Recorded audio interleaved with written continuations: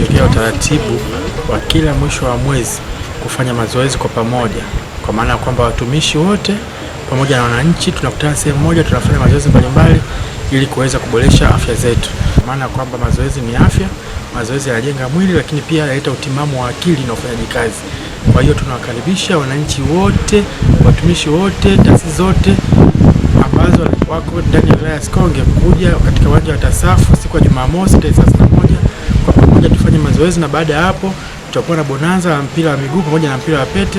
Tutafurahi, tutabadilishana mawazo, lakini pia tutaweka afya zetu vizuri, kwa maana kwamba tuwe na utendaji bora wa kazi. Niko mbele yenu kuwakumbusha watumishi wote na wananchi wote kwa ujumla, kama ilivyo ada ya kila Jumamosi ya mwisho wa mwezi huwa tunakutana kwa pamoja kwa ajili ya kufanya mazoezi. Tuko pamoja na mkuu wetu wa wilaya ya hii Sikonge. Tunakualika wewe mtumishi na mwananchi, kila mmoja unawajibika kushiriki katika mazoezi haya.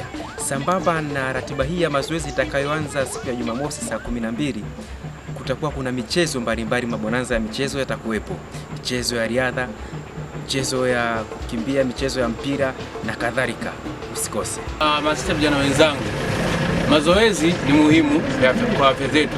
Pia kitu kingine kinatuimarisha kiakili. Mimi ni bodaboda Kijonde stendi.